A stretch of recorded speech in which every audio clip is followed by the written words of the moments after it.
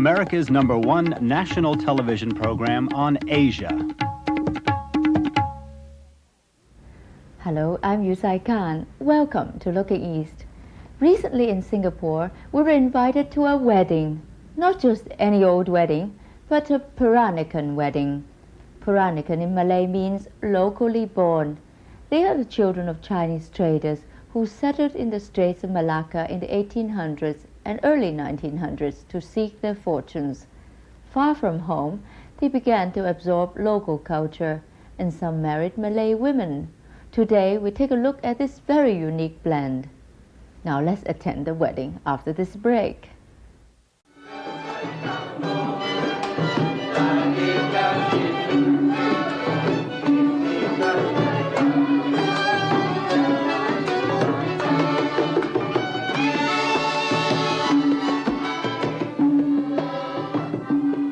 This was the wedding of San Bin Yok and Ling Hock Sing.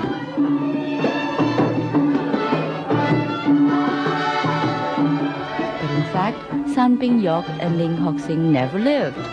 They are pure fiction, though their wedding is the real thing. It is a reenactment of a wedding, just as it might have been in Singapore 50, 100 years ago.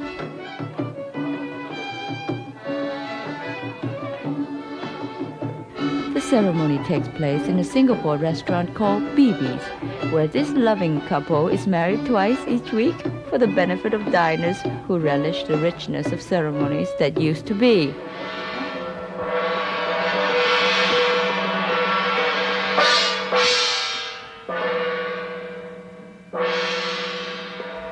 The costumes suggest that the Peranicans were successful people, and most of their descendants are successful today, influential in Singapore business and social life.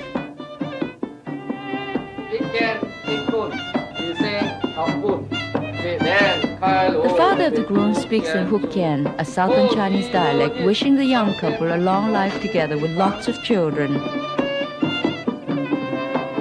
The wedding costumes have the broad outlines of Chinese design right down to the Qing dynasty hats. The trimmings are the tradition of the Malay women. And the finery, the beautiful embroidery, is a sign of the wealth they amassed in their trading, particularly with the British.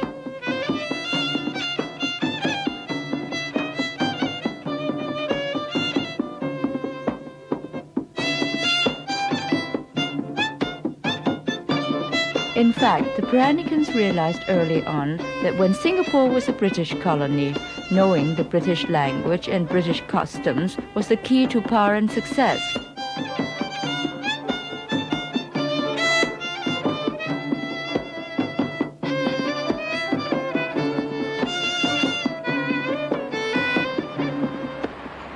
Today, the Peranicans shepherd their history in tucked-away havens like Peter Wee's antique shop and private museum. These are little beads. And these beads are faceted so that it gives that glittering feeling. How interesting.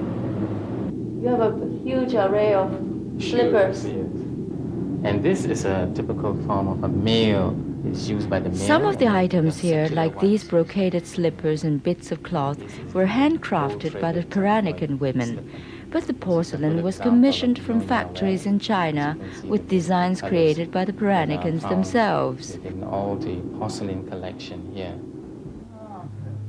We sat around Peter's dining table with Peter's parents and with Cecilia Ong, a family friend. Most of our ancestors came down from China in the early days in these Chinese junks. So when the junks came from China, it is laden with salt, eggs, salted vegetable. It acts as a ballast for the junks. So then when they reach this region, these are the merchandise that they use as trading with the natives of this region for the spices. And there you are, we have our ancestors coming from China to make establishment in this region. The old photographs on the wall are Peter's parents at their wedding in 1935. As in China, marriages were arranged, but it has been a long and loving marriage for Wee Kwan Hong and Josephine Tan. Wedding shoe with Peter showed us the shoes, studded with rhinestones his mother wore on her wedding day, more than half a century ago. It was fashionable at that time, because I suppose we were influenced very much by the British. So there's a lot of British influence in this style. This is also by hand, And this is a pair of my father's wedding slippers. The actual one. Did you mean, This is the actual one. Papa, you mean you actually wore these? Yeah. Yes. They look so feminine. And one morning, on September 26, 1931, we were engaged there. Both sides of the family were gathered together in a table like this. That's my wife's, her family, this is my family, and both of us sat here with the priest. So we exchanged rings together. Engagement ring, they call it. I gave her my diamond ring. She gave me a diamond ring also. That was on the 26th September 1931. It was published in the papers. Josephine, tell me about your wedding. The wedding morning is the thing, the lady that some kitten, they call it, the lady who comes to dress the bride. Yeah, she has to come to dress the bride.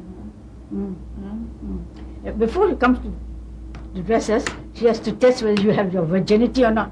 Oh, so were you? How you test, bring down your hair in front, and when she cuts it, you see, if the hair is stiff, that means you have no virginity. But the hair is very soft, it comes down, you have the virginity. That's how they test.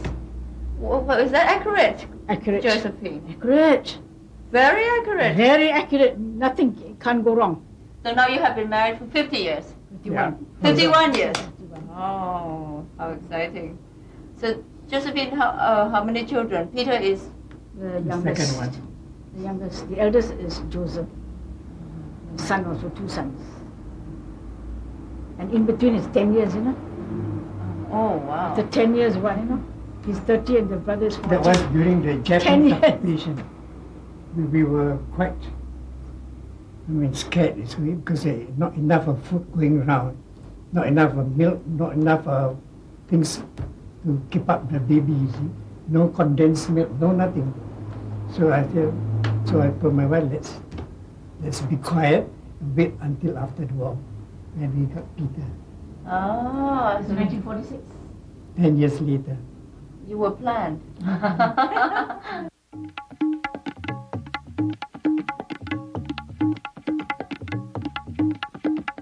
And perhaps everybody here can help me to describe. Traditionally, Peranakan men wear the Chinese costume, but Cecilia Ong wore the dress of the Nunya woman that day, and she showed us her beautiful blouse and skirt. This is Malay. This costume is very Malay. Which has got a chain link. Her dress is influenced by Malay And tradition. normally they are in the motifs of leaves of. Her jewelry was or of in this solid case, a gold. basket. It is a That is rare gold. collector's Gold. piece, They like gold, like Chinese too. and her They call handsome this earrings the are set bintang, with the diamonds. star, the Also star. known as a krabu. And again, this is Nonya. Her belt style was of a belt. distinctive Nunya design. Tali pinggang Perak. Cecilia, now you are speaking, the two of you always speak in a patois, a language that I do not understand at all. What would you call that language? Come down, Cecilia. Thank you. I would call it Baba Malay, Baba Malay, Yes. It's a combination of the Hokkien language Hokkien language Language. dialect, with the Malay words and sometimes some English words. some English words. Yes. Now, well, would you give us an example of a line that might compose of all these different words? Well, I would call all of you, say, mari kita semua naik loteng, pergi tengok saya punya collection. Now, okay, do it again for us now, one by one. What does that whole line mean? Mari kita, that means come, all of us. That's Naik- Malay. Malay. And naik loteng. Loteng is Hokkien for lauteng. Oh, that's upstairs. Phuket. Hokkien word, Phuket. yeah. So lauteng, that means the staircase going upstairs. Uh-huh. And then tengok is to have a look. In Malay again. And in Malay. Malay.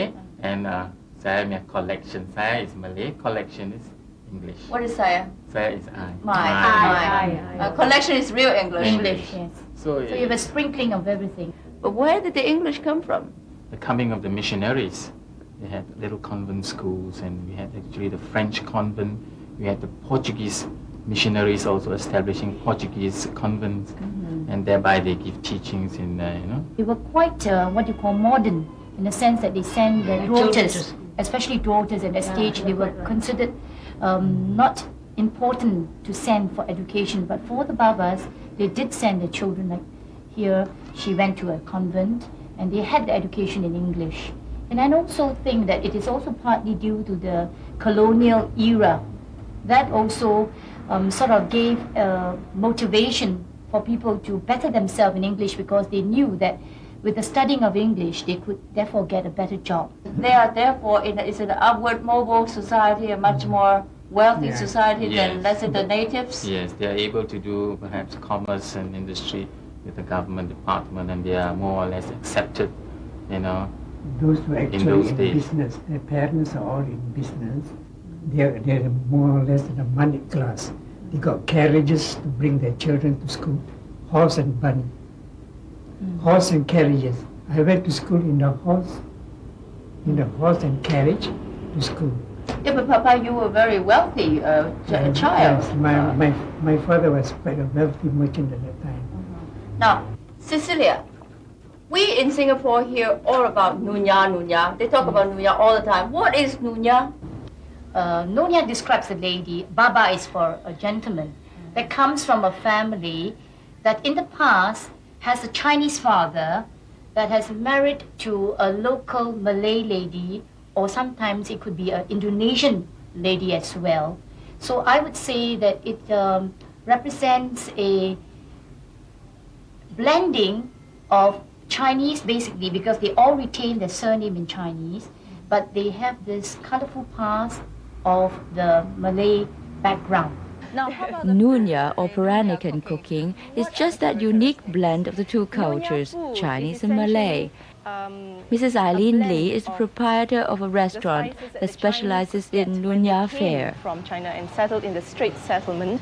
The Chinese themselves originally really didn't use too many spices. They came from the southern part. Cantonese cooking is very blend. Yes, it is. So when they came out to the east, they could use spices like blue ginger, which is a root, yes, and lemongrass, which is a very fragrant spice, candle nuts, which is similar to macadamia nuts, but they're bigger nuts, and it is used to thicken the gravy and to give it a slightly richer taste. So these are all native spices? All native spices. This one, for instance, is called ayam pongte, which is ayam is the Malay word for chicken, cooked with pork and bamboo shoots. Right. And again, the preserved soybean base. This is a soup of the Nyonyas made from minced pork and soybean cakes. And the stock of the soup is made from pork stock. And it's got very finely shredded bamboo shoots in it as well. This looks like Buddha's delight. Yes, it is. A monk's food, you call it, I believe, yes. Well, it is. It is a chop suey, chop chai, with all the various preserved vegetables of the Chinese, the black fungus, the mushroom, and you see the soybean preserved, bean curd, yes, preserved. Cellophane noodles. Cellophane noodles, and another one which we somewhere underneath will see, yes, mushrooms is in there as well. Now, the desserts were a very, very important part of the Nyonya meal. In fact, that many Nyonya women used to boast about the desserts that they made, and they used to compete with one another as to who made the best kueh. Kueh means cakes, Nyonya cakes. And it's got to be fermented. Is it because Nunya women have a lot of time to cook? Yes, in fact they did. I think in a way the babas, or the term used for Straits-born men, the babas had to devise a way of keeping their women folk occupied, and perhaps that's why they made the women cook such elaborate dishes, possibly. Some of the meals, in fact, what we see here may have in the olden days with the olden methods of cooking and preparation, may have taken them as long as 1 or 2 days to prepare, you know, from this right grassroots ingredient stage to being served.